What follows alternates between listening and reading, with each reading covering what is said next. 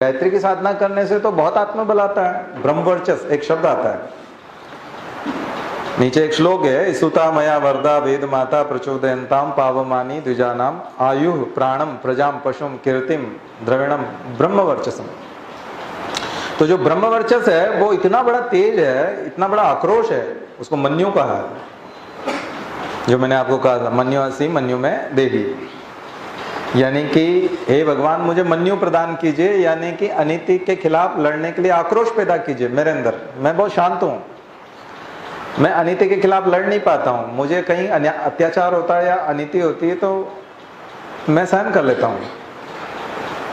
तो मनुष्य उसको बताया गया कि जो मन्यु मांगे,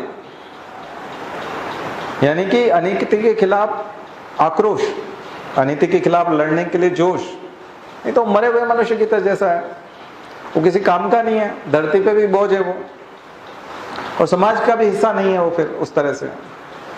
तो इसलिए कई लोग इसको ऐसा मान लेते हैं कि गायत्री परिवार ऐसा है, इनके गुरुजी भी ऐसे ही रहे होंगे। ऐसा नहीं है।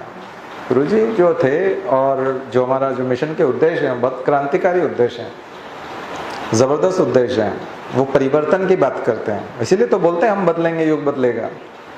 सामाजिक क्रांति की बात करते हैं, सीधा युग को बदलने की बात करते हैं, छोटी मोटी बात नहीं करते, युग को बदलने की बात करते हैं। और धरती पे स्वर्ग की बात करते हैं, ईश्वर में यानी मनुष्य में देवत्व के उदय की बात करते हैं कि ये जो मनुष्य है इसमें देवता बन जाएगा, मनुष्य देवता बन जाएगा, यानी देवताओं का कंसेप्ट तो अलग ही रह गया।